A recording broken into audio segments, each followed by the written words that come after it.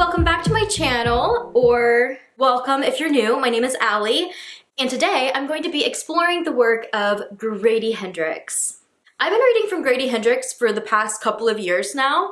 My first one was The Final Girl Support Group, which was his 2021 book, and although this wasn't an all-time favorite of mine, I enjoyed so many elements of it. I'm a horror fanatic, I'm a final girl fanatic, so I did enjoy so much of this. I feel like what I lacked here was maybe the character development and enjoying the characters in general, but I did land at 4 stars with this book. In 2023, I read How to Sell a Haunted House. Once again, I enjoyed the ride. I enjoyed how funny and silly, but how also disgusting and horror-driven his work is. And this book ultimately made me fall in love with Grady Hendrix's work, but it still was not an all-time favorite, and I did land at a 4-star again. And I blame it mostly on, once again, these characters that I felt a little bit of this like detachment from. And I know I'm rambling about books and not really giving you guys these synopses, but at the same time, I feel like both of these have been books that have been around for a while. I'm sure you've heard of them. I'm sure you've seen somebody review them. If you want to know my full thoughts on them, I'm pretty sure there's videos out there on my channel where I talked about both of them. But this is overall going to be me trying to go through some more of his stories and really break those down and talk about them in this video, vlog style wise. And just exploring more of his work, and I will definitely be giving you guys those synopses and talking to you guys about like the full depth review than what I'm doing with these. But before we jump to that, I did just want to include the next 2 that I have read from Grady Hendrix, because it is really cool that I've already read 4 stories from him. Also in 2023, and around October, Amazon came out with this incredible creature feature, and Grady Hendrix wrote Ankle Snatcher for that. And this was my first 5-star Grady Hendrix, but it was a novella. So then I started thinking, okay, maybe I love Grady Hendrix, but novellas work better for me. Maybe I don't really enjoy the full-length novels from him as much as I would if it was condensed. That's kind of still going through my mind right now. So we're gonna see if that is the case or if I find the Grady Hendrix full-length novel that is a 5-star for me in this video. The 4th Grady Hendrix book I read was the end of last year, and it was the Southern Book Club's Guide to Slaying Vampires. It's been on my TBR for a long time, and I feel like I could literally just right here say ditto to everything I said about How to Sell a Haunted House. I think it was such a good book. It was horrifying at moments, it was disgusting at moments, and just an overall good time. But once again, the lack of enjoyment with the characters, although I loved the character development, but still the faults that were there for me left me with another 4-star. And that is until I picked up this one. My friend is letting me borrow her copy of The Best Friend's Exorcism, but I'm halfway through and I feel like I'm gonna need a copy. I am just eating this up. I feel like this is a story that I should have started with because it's a lot more up my alley with the overall themes of this. The Exorcism. I love The Exorcist. I also absolutely love, like my favorite Paul Tremblay book is Head Full of Ghosts, which is about an exorcism and possession moment. I just really am loving exorcisms and possessions and stories. I also love Come Closer by Sarah Gran. So many good ones that I feel like would be so much fun to sit down and talk about. But this one is giving me so many of those vibes while also kind of giving me a little bit of like Lisa Frankenstein in the sense of like what I'm picturing here, like fashion-wise and overall time-wise, because this does take place in the 80s, so you just get a lot of those vibes with it that I absolutely love. I don't know why it's reminded me so much of that. It's not like there's anybody bringing a creature to life here, but these girls are just very witty and very funny, and they're just reminding me so much of Lisa and her friends. I'm eating the story up. I am absolutely loving the characters. We are following 2 girls who are best friends, Abby and Gretchen, and kind of get the overall story of their friendship and how it bloomed and began, and throughout the years, what they were like in 7th grade and 8th grade. And now being in high school, they go over to hang out with a couple other girlfriends, and they're like, ooh, we could get out a Ouija board. And then the other ones are like, that's lame. Like, no, let's go skinny dipping.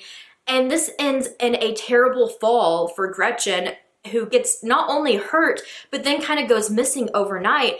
And as it's explained, an evening of skinny dipping goes disastrously wrong. Gretchen begins to act different. She's moody, she's irritable, and bizarre incidents keep happening whenever she's nearby. Abby, the other friend, is investigating the leads that are leading up to her making these discoveries that are so sad and making you kind of question everything. Is this a possession? Is it something else? There's so many dark elements that I feel like definitely check your trigger warnings with, but I do feel like Grady Hendrix is going about this in a way that is very sensitive to his characters, and I think overall super relatable, especially in this time period. I feel like this is how parents would react, or other girls would react, other people would react in a, you know, small town like this and dealing with this type of ordeal.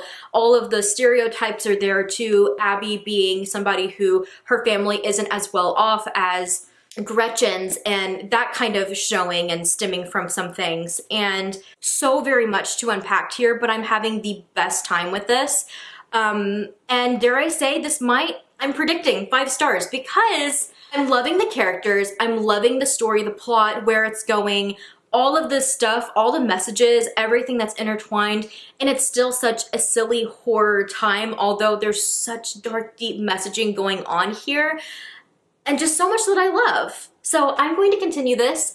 Today I am doing some stuff in my office. I'm finally putting my mind to it, and I'm gonna work in there and get shit done and feel good about it. I'm setting up my whole like hella spooky area and seeing like what I have spaced for. The whole idea is going to be kind of like 80s, 90s type, what's the right word? Cluttered mess, but fun and vibrant. And I feel like so much of my outside personality seems, I feel like, bubbly for the most part, but the inside is always so dark. Just like, I love horror and black, and like my aesthetic is always very goth and wanting that type of element throughout my house, where this corner of my office is just going to be bright purple and lime green. I want to either find my old lava lamp, which I believe had purple lava, or get a new one. I want to just have so much fun with this corner. I have one of those old bright lights, and I have my Catwoman Hell Here sign neon going on. I have a disco ball, my old like little digital camera, my old Bop It keychain, a Rubik's Cube, a chessboard, like just so many fun game things to kind of throw into it. But I want to make some like really creepy elements, like maybe some more like Frankenstein elements, or the Creature of the Black Lagoon, you know, different things like that, that I really want to bring in the creature feature with it for my hella spooky backdrop, which, if you didn't know, is my podcast. So I am going to be working on that today.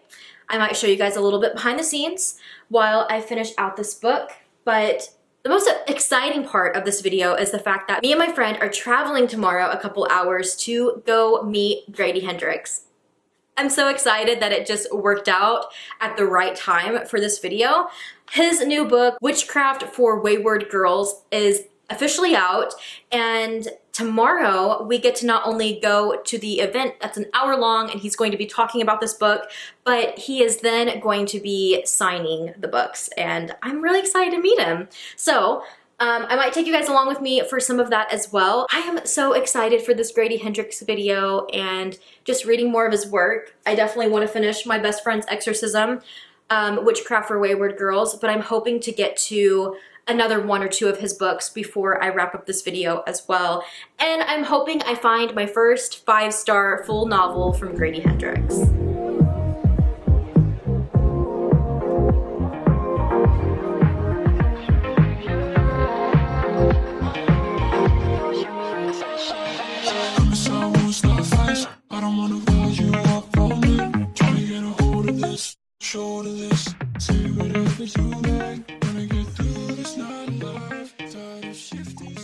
It's been a minute since I've checked in. I have spent the day away. No, I've made some progress on my hella spooky setup. This is probably not the best because I am just using my phone. I was too lazy to go upstairs and get my camera. But yeah, it's really late. I am so close to being done with this. I do think it's going to take a little bit of my morning too because I'm just so tired. Since I've been getting my office together, I hooked up my PlayStation 2, my really old PlayStation 2, to my TV down here, and my sons have been playing Kingdom Hearts and some older games, and oh my gosh, it's just been like making my heart so happy watching them play games that like I played with my sister growing up.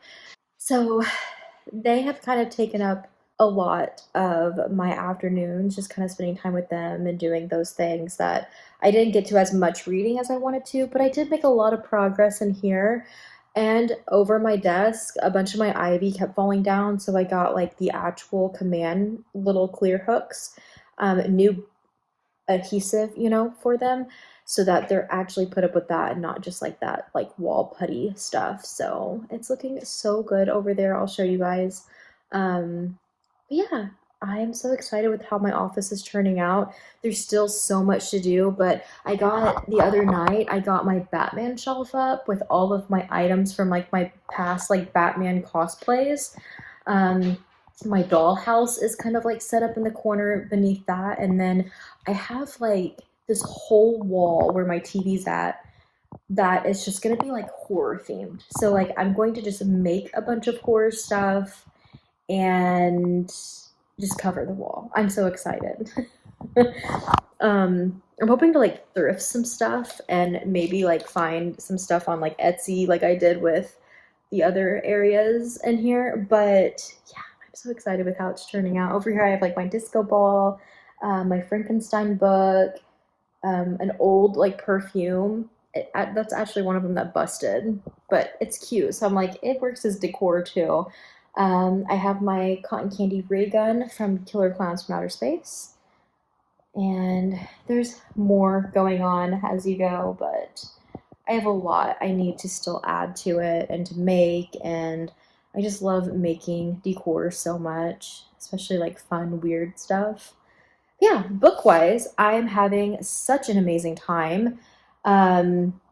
It's still very much at the core is a possession story.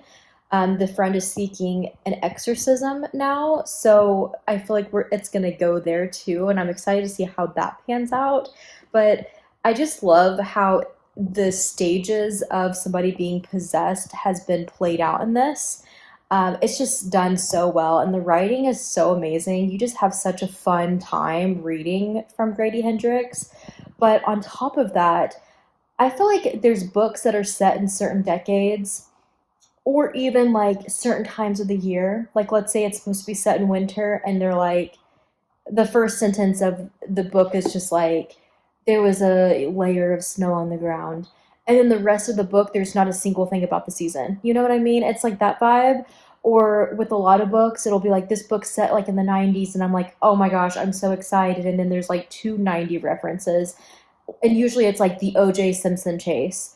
And just like vague things or just like things like that were like, yes, big moments, but it's like, that's it. You're not going to give me anything else that happened in the 90s. And the rest of the book, it kind of takes you out because you don't feel like it's a 90s setting, where with this, the vibes are vibing. It is so good. Like you feel like you're in the 80s with these girls and all of the different references and all the things they say and do, and just all of it. It's so good.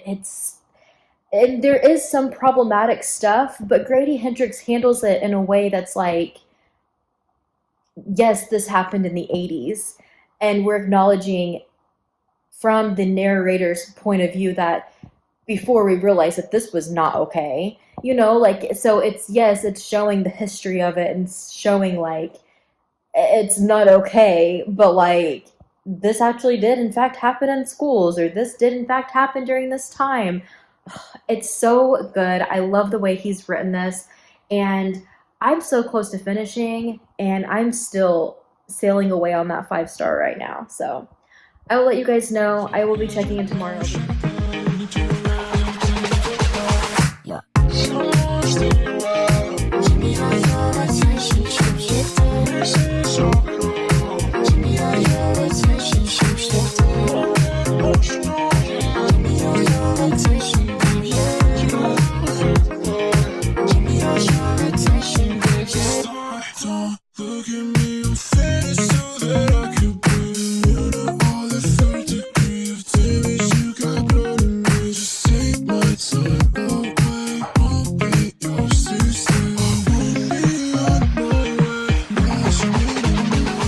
So I will do a little outfit check in a minute. My nerves are all over the place today, and I need to eat because from the time it takes us to get there and like get seats and get settled, and then the event and then the signing, I don't know what time it'll be before we are able to eat again.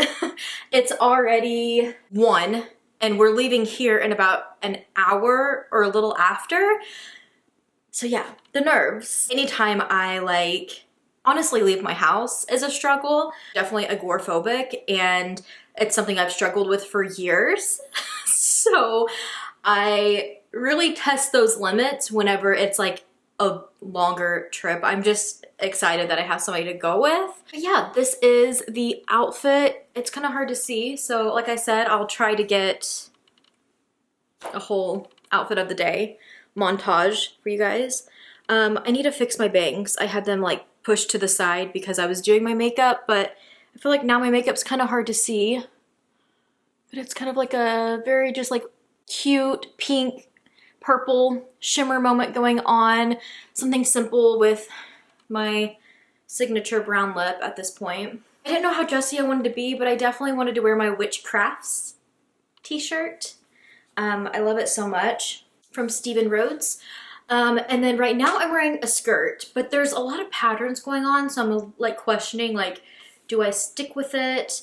I also was gonna wear my black boots, but I'm also thinking about just wearing my like Converse, you know, my kicks.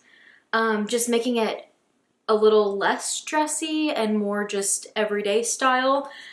Anyways, besides that, I have a couple things I want to get done around the house, straightening up, because James is full only dad mode tonight with taking care of the boys and their friend who's going to be over this afternoon too. So I like did some laundry this morning and like the dishes and like got caught up on all of that stuff, but I just need to kind of tidy up the living room situation. But I've been very productive today. I got the boys like haircuts and showers in already because tonight is a school night. So they go back to school after having this like 5-day weekend. And I knew I wouldn't be able to when I got back home. So we did haircuts and showers earlier so that James doesn't have to do showers tonight. They're just gonna chill out at home for the rest of the day. While I was getting ready, they were playing Kingdom Hearts and having a good old time down in my office. That's what they're doing right now. So the plan is to tidy up here a little bit, get some food, and get all of my stuff together for tonight, which isn't really a whole lot. I might bring some type of project to like work on in the car. But besides that, I'm on top of it today. I'm gonna eat and hang out with them for a little bit too, playing Kingdom Hearts. So I thought I would check in with you guys now. This might be my only check-in depending on like how tired I am tonight when we get back home because it's gonna be so late. But I am gonna try to film like little clips throughout the evening if I can. I'm really hoping my phone holds up and doesn't start in with like the full storage because It's been doing that to me quite often lately, and it's starting to really tick me off. But I'm hoping it'll be okay and I'll be able to get at least some footage. I did in fact finish my best friend's exorcism last night. I was like so tired, and I was like, you know what? I had to like hang out with Axel for a while because he's just very upset that I'm leaving today for a little while. We all have like separation anxiety with each other, so that's also a really hard thing for me being a mom and wanting to go and do fun stuff with my friends. But I hung out with him for a little bit last night and today, and it's helped him a lot.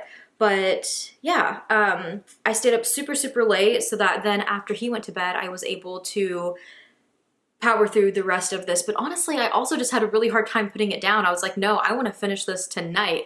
And it was such a fun time. I know that I last left you guys off talking about how it was kind of getting up to like the exorcism and those elements of it. It also got dark with like other characters and kind of like what that person who is like possessed will do to others around them, the people that they love. And I feel like I've said enough without spoiling, so I don't want to spoil this ride for you if you have not picked it up yet. But I had such an amazing time. As of right now, I haven't read his newest, and there's also I think like a couple other of his that I haven't read yet, so hopefully I can get to them in this video. But so far, out of the Grady Hendrix I've read, this is my favorite, and I landed at 5 stars. So I did in fact already accomplish what I was hoping for this video of having my first 5-star Grady Hendrix. I'm just hoping Witchcraft for Wayward Girls is also a 5-star. I'm so excited for it.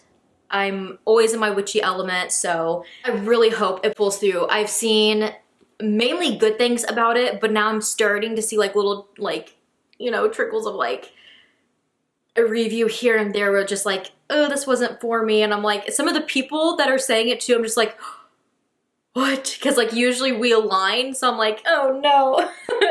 I'm hoping it will end up being a really good time and I enjoy it. But yeah, that is my check-in for you guys. I'm excited that I finished this one, and I'm hoping to also pick up another 1 or 2 of his books.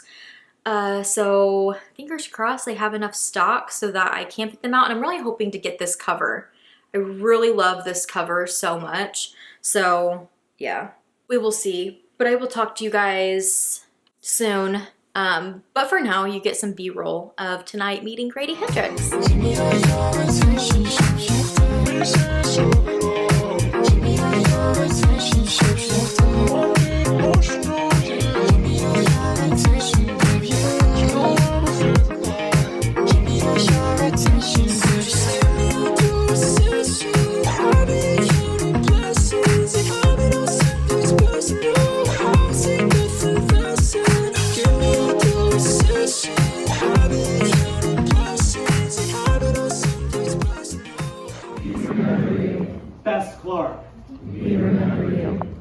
Corey. We remember you. Corkmocker. We remember you. Gullah Jack. We remember you. Bernadette Hassler. We remember you. Mafia.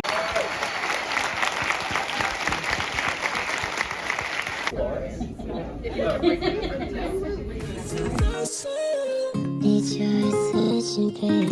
No, I don't wanna wait to see you come away and say what's on my mind. I apologize, this camera angle is like not it, but it is what it is today.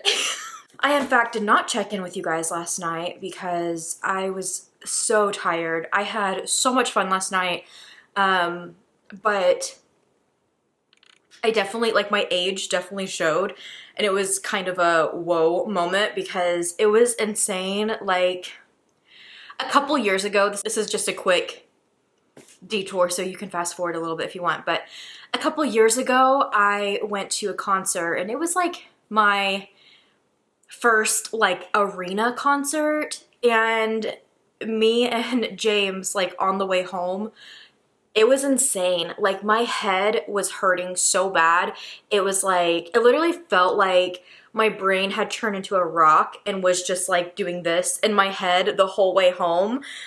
Oh my gosh, it was insane. I had the biggest headache. I do think it was also the fact that like I was so nervous, and when I get really, really nervous, I shake really bad.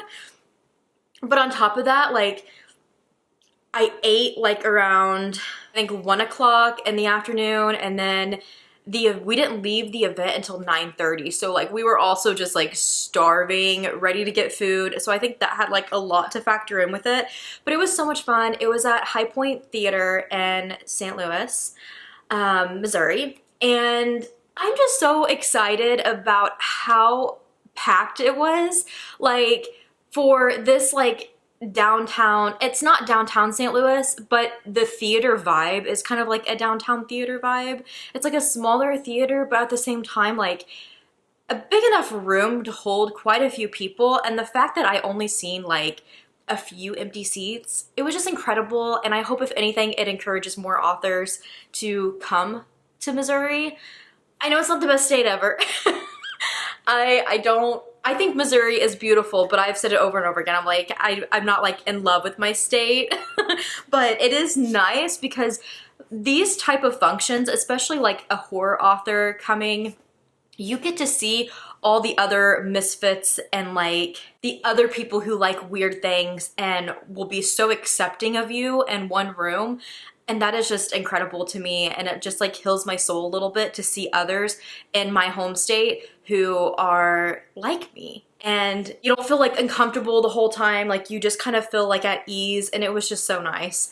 The High Point Theater was awesome, my first time being there, but parking was rough. It's also still snowing, or they still have snow in St. Louis, so it was like icy everywhere, and like even trying to like avoid jaywalking and going to like the crosswalk, you had to just like literally just walk over this like thick layer of ice, and it was so scary. It was me, my friend, and like I think like 4 other people, and I was like, one of us is bound to fall, but we thankfully made it to the other side okay. I did go in and we did get our copy of his newest, the Witchcraft For Wayward Girls. And this is the hardcover because it is a new release, but I also, while I was there, I had to pick it up because I loved it so much, the one that I borrowed from my friend. And then I also got my own copy of How to Sell a Haunted House. I thought I had owned this one already, but I had made a book outlet order a long time ago, and I think like right before I checked out, this one became unavailable. So for some reason, I have not been able to get it out of my head that I don't own this book, so now I do.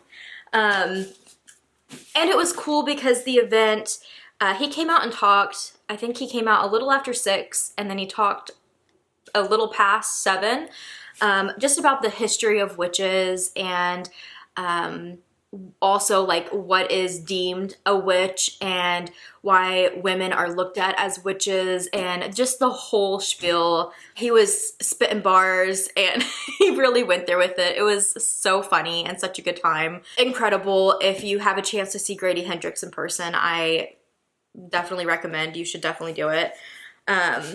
But yeah, after that, the cool thing is us being in a theater venue, we were able to stay in our seats and we all had number cards, like with groups.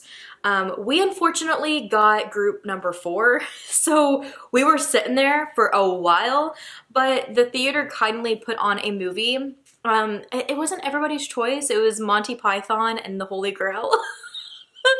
So that was quite the time, but it wasn't like too loud to where you could still like have a conversation with your friends and, you know, that type of ordeal. And it was nice being able to sit down and just chill with Jess and not like have to stand in a line the whole time, you know? And then once you were in line, it went really fast. And he was so nice. I did get all 3 of these signed. They gave us like 2 options there. Like you can get a picture with Grady Hendrix and just your Witchcraft For Wayward Girls signed. Or you could get 3 books signed, and I just bought these 2, so I was like, I kind of want all of them signed.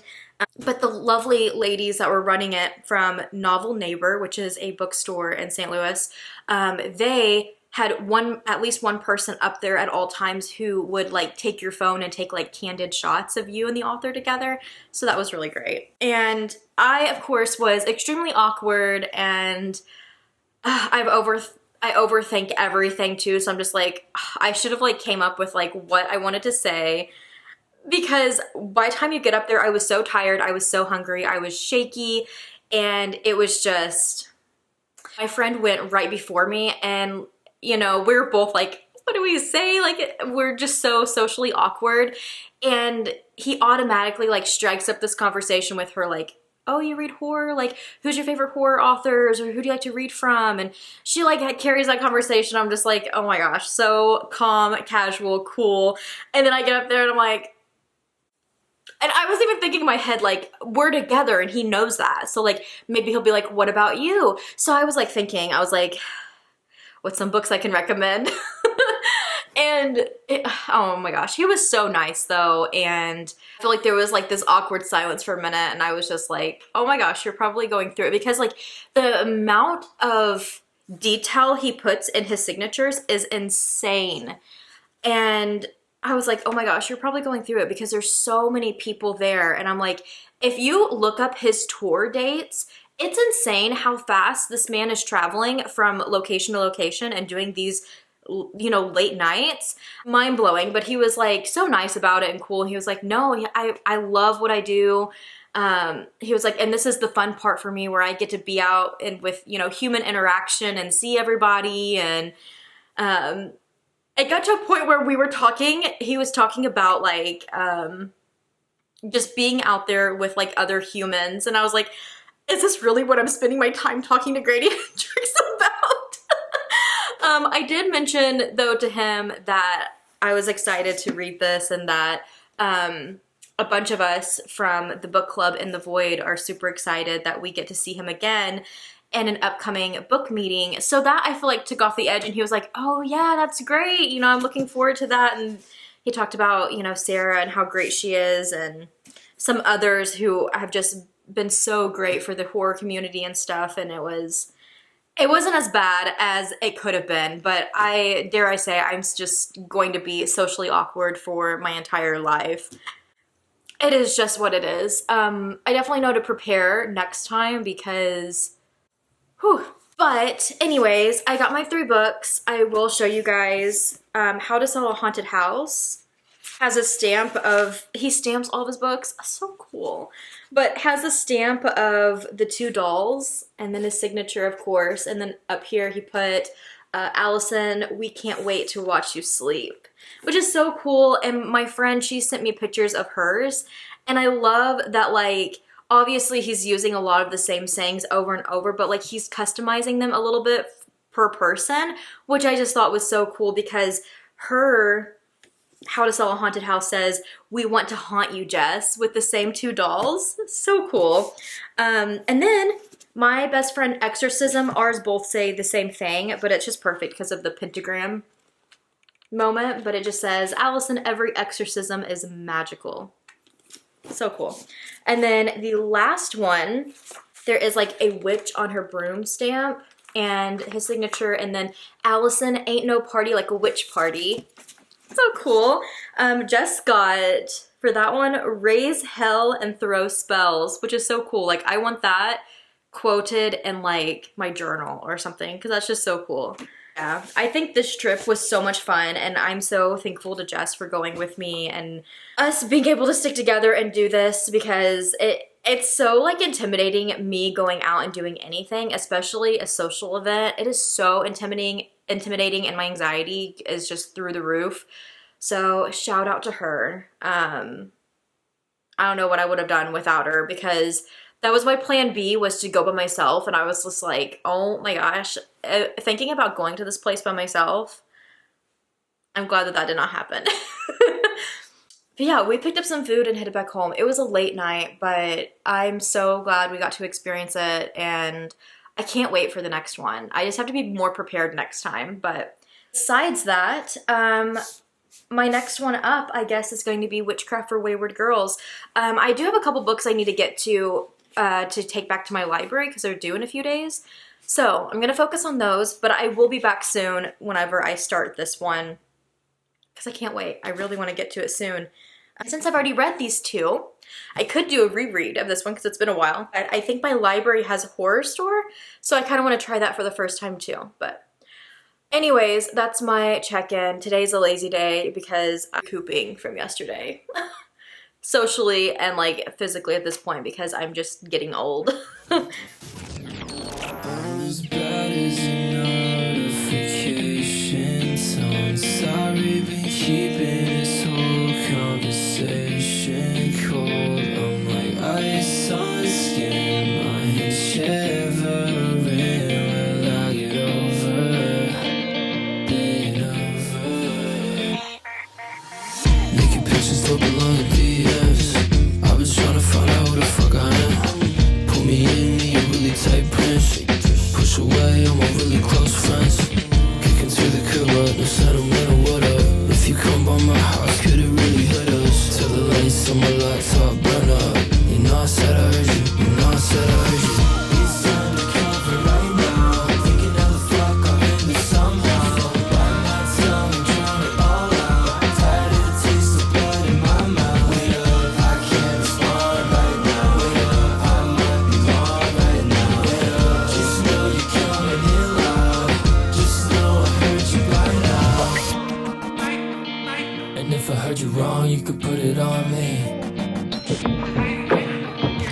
If I heard you wrong, you put it on me. Got no baggage, I'm okay. No FaceTime for this face. It's a 45-minute drive from the west side back to my place. I'm stuck on 4 or 5, like 4 or 5. Got a lot of time to just think. Got a lot of shit on my plate. Gotta get my head on straight. Blackstone Audio presents Horrorstor, a novel by Grady Hendrix. This book is read by Ty Salmons and Bronson Pinchot. Look on my face. Welcome to Orsk. Horrorstor is an original work of fiction, horror, and parody. The contents of this book are not sponsored by, affiliated with, or endorsed by any furniture retailer or manufacturer. The settings and characters described in this story do not exist in real life. All furniture and merchandise featured herein are products of the author's fevered imagination. Let Orsk help you be yourself. The Orsk way. Choose yourself. 1. Bruca. A sofa that's everything you ever dreamed a sofa could be, with memory foam cushions and a high back that delivers the support your neck deserves. Bruca is the relaxing beginning to the end of your day. Available now from Orsk. It was dawn, and the zombies were stumbling through the parking lot, streaming toward the massive beige box at the far end. Later, they'd be resurrected by mega doses of Starbucks, but for now, they were the barely living dead. Their causes of death differed. Hangovers. So since I left you guys, I have not read Witchcraft for Wayward Girls yet. It has been so busy. I've had library books that I needed to finish to take back before their due dates. And then on top of that, I had like Libby and Hoopla library holds that were going to be going back soon. So I had a lot of those to focus on. And yeah, I really want to set the time aside to really focus in on it too and not have other like reads going at the same time. So it is coming up, but I am currently pausing again because I am doing the Jante Inferno readathon. So I'm reading like some Valentine's, actually a little sneak peek here of a couple that I'm reading for that vlog. But one of my library holds before my readathon started that I was able to get to was Horrorstor because I had the audiobook for it on Hoopla. I will say the audiobook wasn't bad, but visually reading this is so much better than just listening to the audio. Horrorstor is by Grady Hendrix, but this is about Superstore. It's like a furniture store, think IKEA, and it's in Cleveland, Ohio. Every morning, it's called Orstrick. Every morning, employees arrive to find broken bookshelves, shattered water goblets, and smashed wardrobes. Now, I'm not saying their names because it's like Leary Pip, Glands, water goblets. Every single piece of furniture that's mentioned has like a name and it's cataloged like an IKEA book. Yeah, sales are down, security cameras reveal nothing, and store managers are panicking. To unravel the mystery, 3 employees volunteer to work a 9-hour dusk till dawn shift. In the dead of the night, they'll patrol the empty showroom floor, investigate strange sights and sounds, and encounter horrors that defy the imagination. a traditional haunted house story in a thoroughly contemporary setting. Horrorstor designed to retain its luster and natural appearance for a lifetime of use. We have a map at the beginning of the showrooms, a little layout, and then just like a welcome pamphlet. The whole setup of this book is incredible.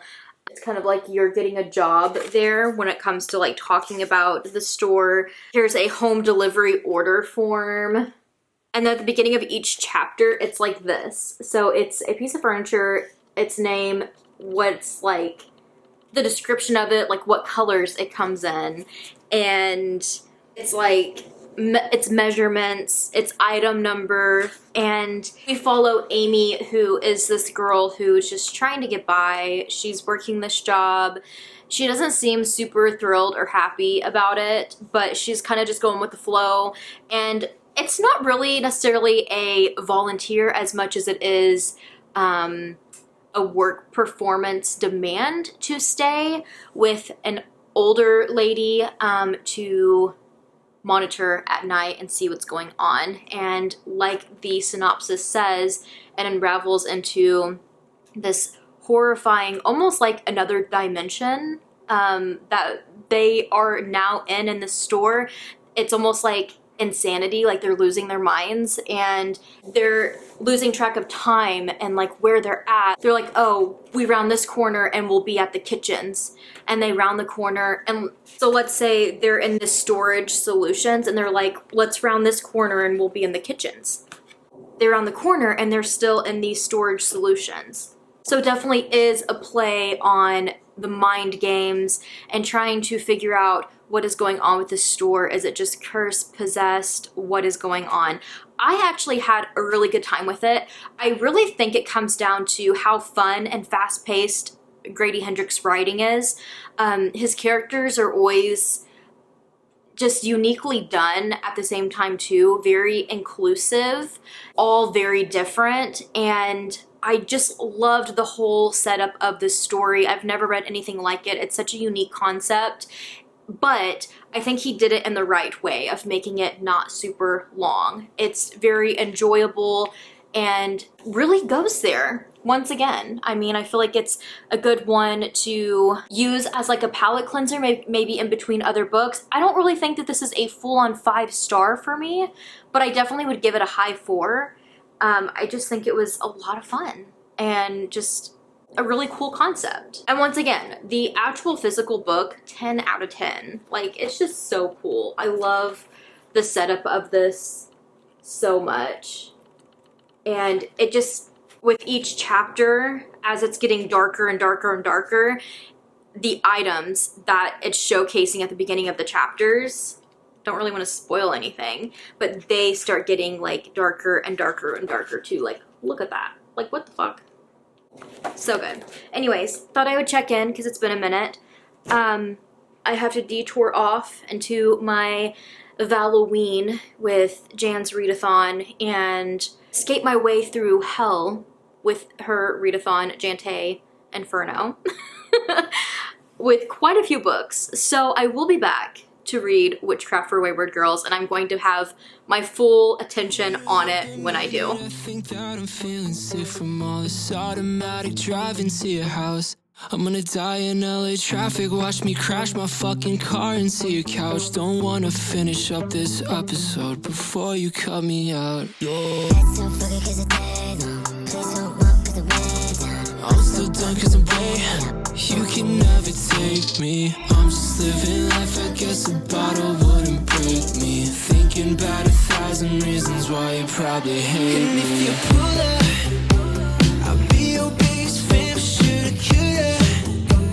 I'm thinking about the past and if I would even stood a chance when your foot was on my dash. No, it only made me crash, I know I shoulda. I'd be your biggest fan, shoulda, coulda. I'm thinking about the past and if I would even stood a chance, and I know I shouldn't ask, but I really want you bad now. I've been thinking about topics to talk about, to sort it out and make it right in my head. Now that it's been long.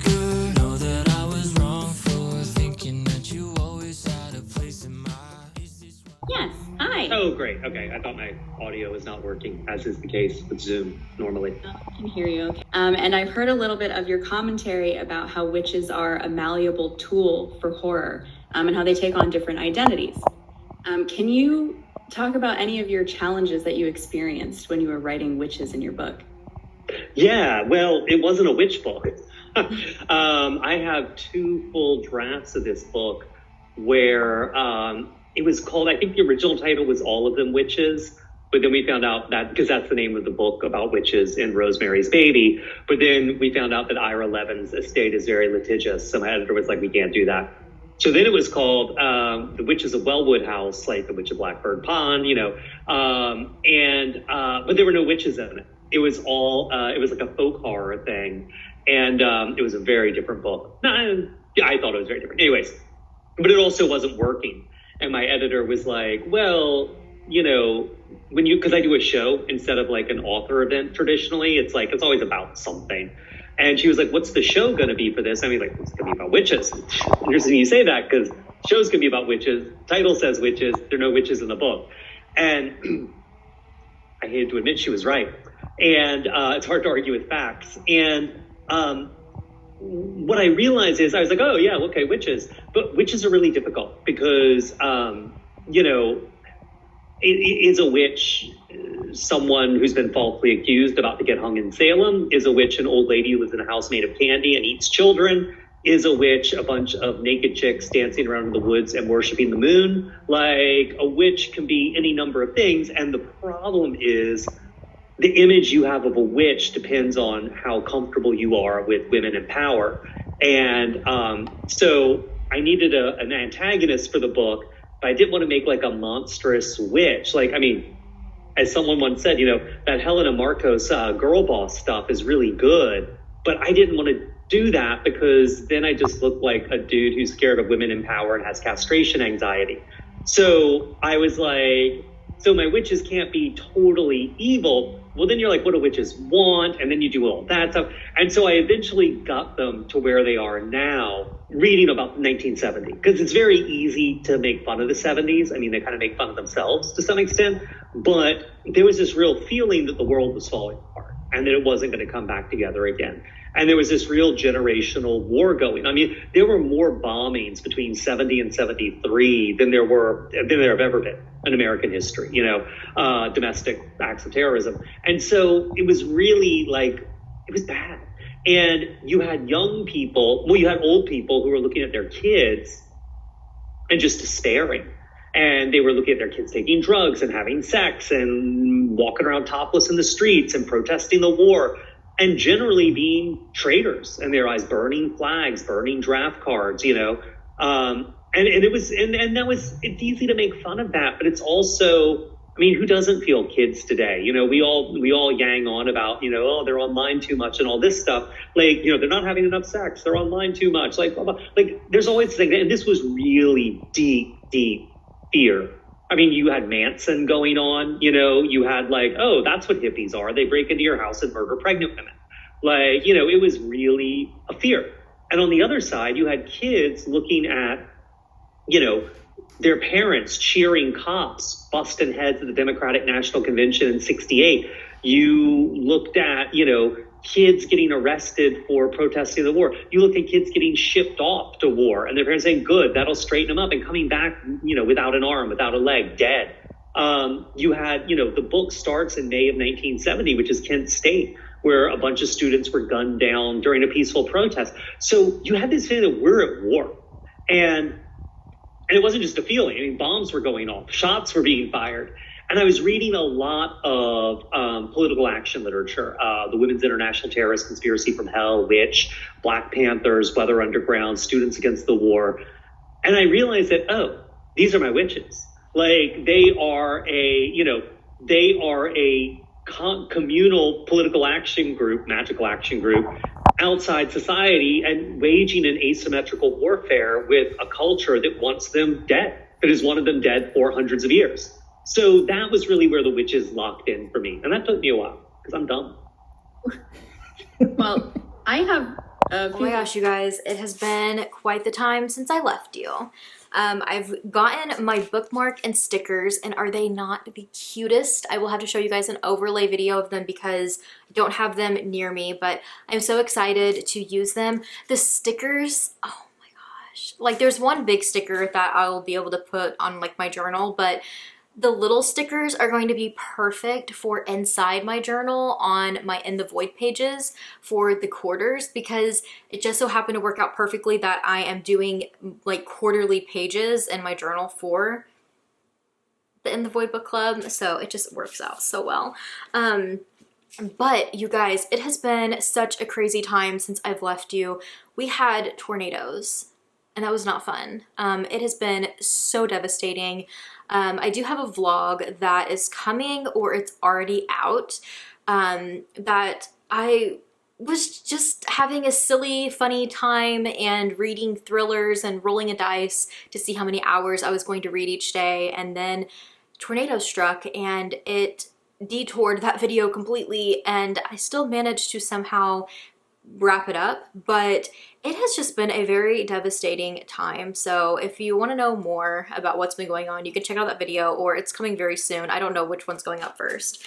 But since I have left you guys, I have completely finished Witchcraft for Wayward Girls by Grady Hendrix, and tonight was the live or Zoom with In the Void Book Club, Sarah, and all of the members, and Grady Hendrix himself. Dare I say I loved this more than my best friend's Exorcism.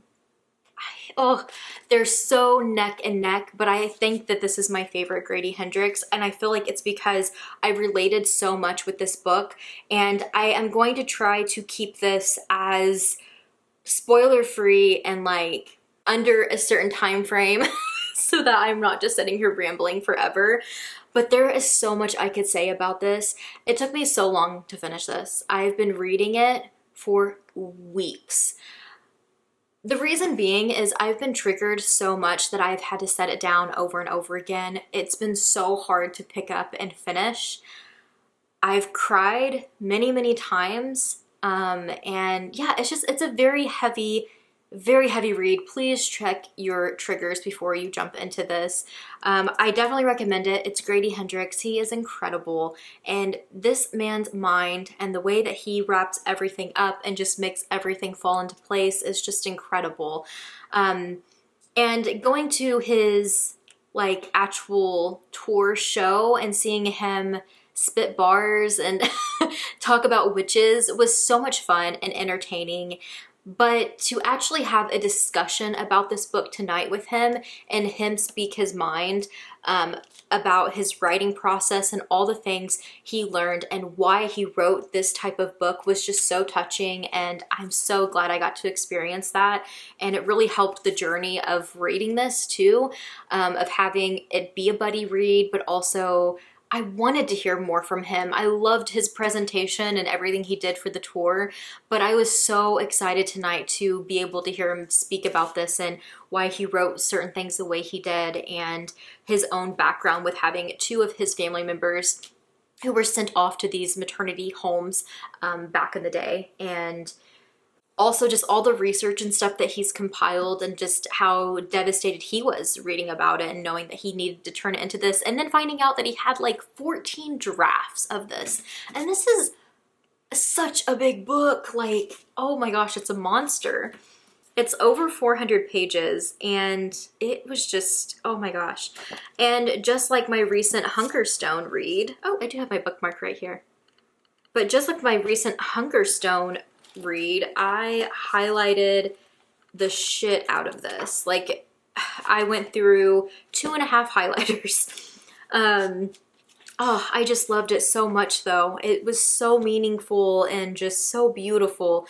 Every time there was a part that I was just like, oh, I don't know if I like this, he would just wrap it up in a way that I'm just like, it makes sense. Like, this world is cruel. This world is just awful. The people are awful, and you have to make with it what you can, and you have to look out for yourself, because sometimes nobody's going to look out for you.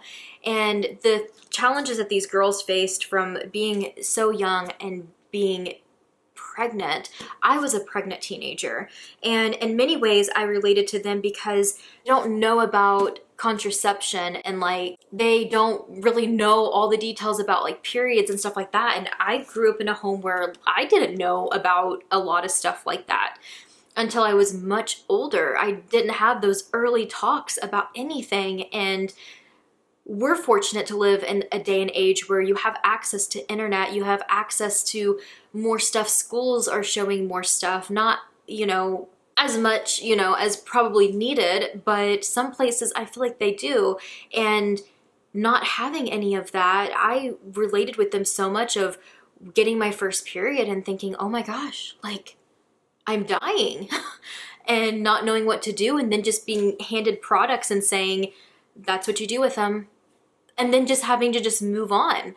And slowly in life, being a woman, it just continues to be that way. Going to your first pap smear, going in for your first appointment, being pregnant, and not feeling so alien to your body, like my body's so different now, like I'm sharing it with someone else, and having to go in and be poked and prodded and not knowing what to expect. And I would ask family members, I was 17, and I would ask family members and they'd just be like, yeah, I don't remember what happened.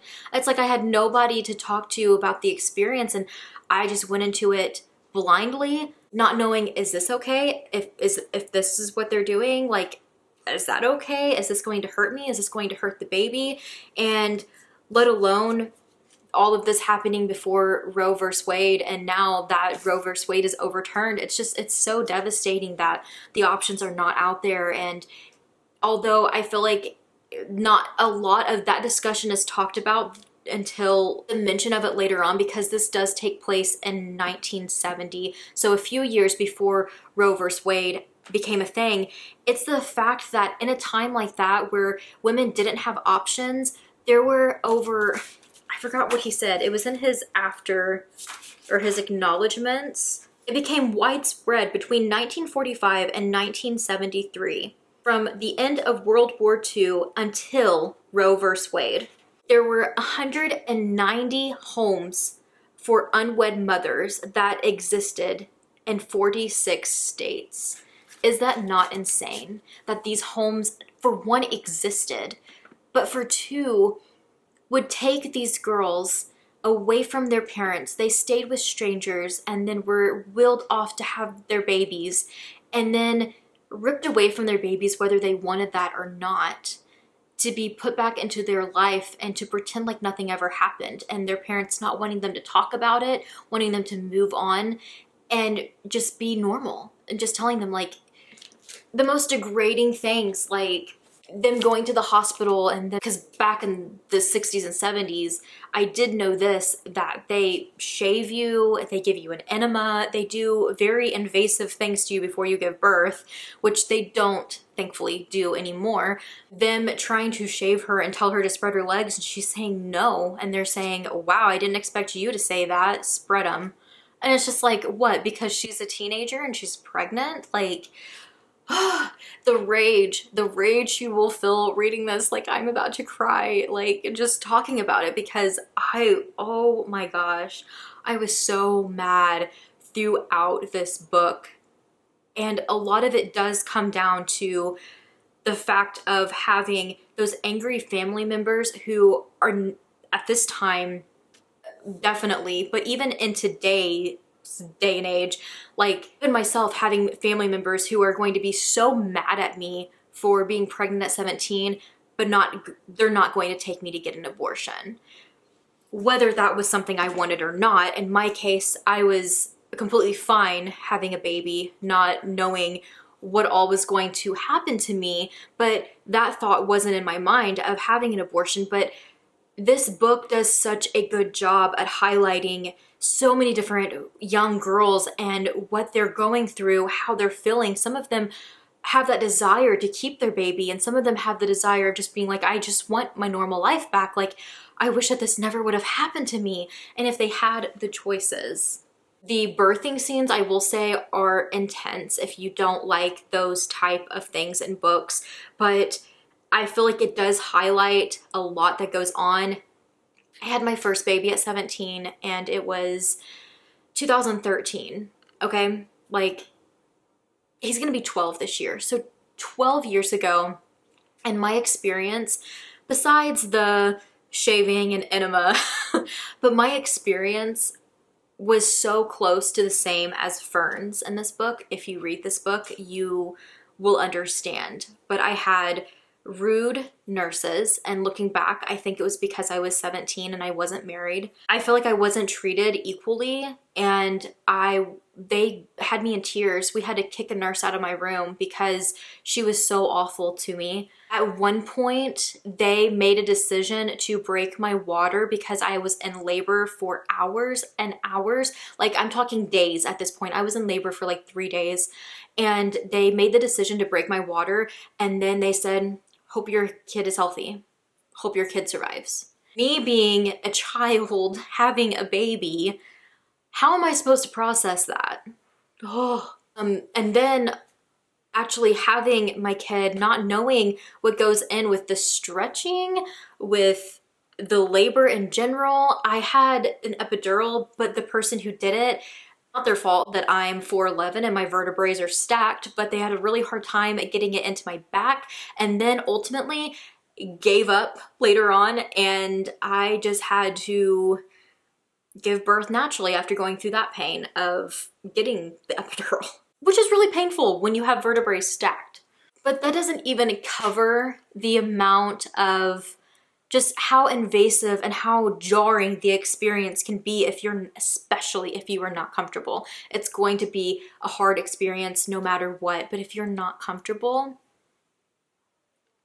it is horrible. I have so much trauma from it, and it's so hard, so hard. Going in with my second kid, I was a wreck because I was just like, I went in angry because I was like, nobody's gonna treat me bad. The experience I had, and yes, I had different nurses, but the experience I had going in as a 17-year-old unwed woman to being in my 20s and married and going in and having a baby were fucking night and day. Obviously, this book talks about so much when it comes to having a baby and those aspects of it, but I feel like it's much deeper than that. It's the talk of being a woman and feeling like you don't have power when you do. You have so much power, you just have to scare them. You have to scare them and use your power. The metaphors used here with witches were just amazing, and I loved it. And yes, everybody's cruel, everybody is out to get them, and life just sucks sometimes. Not to mention how far this goes into SA and that way of being pregnant and being forced to carry that child and to live through that. Anyways, I could talk about this all day. I feel like he did an incredible job, especially a man writing a book about women, about a bunch of young kids that are pregnant. These are young girls who had nobody, not a single person in their corner besides each other, and getting through that and just really making it into such an elaborate and just beautiful but tragic story. And I feel like this healed a lot of pieces in me. So thank you to Grady Hendrix. 5 stars if you couldn't tell. But I believe that's where I'm finally wrapping up this video. Like I mentioned, I wanted to show you guys my stickers and stuff, but I have had so much fun reading Grady Hendrix, and I am definitely going to be journaling all of this. Maybe you guys seen it in B-roll already, but I think I only have like a couple of his left to tackle, like the We Sold Our Souls. I do want to dive more into his Paperbacks from Hell. And then I just need to look and see what else am I missing from Grady Hendrix, because I feel like I've read just about everything now, and no pressure, but I can't wait to see what he comes out with next. But thank you guys for going along with me on this journey. It's been such a wild ride of emotions, from my best friend's Exorcism, Horrorstor, to Witchcraft for Wayward Girls. Whoa, the difference, the creativity of this man, and just like how unique, and just the spectrum of his writing is just Oh my gosh, it's insane. I could brag about him over and over again, but I will leave it there. I hope that you guys enjoy Witchcraft for Wayward Girls, and thank you so much for hanging out with me for this video, and I will see you in my next one. I've been thinking about topics to talk about.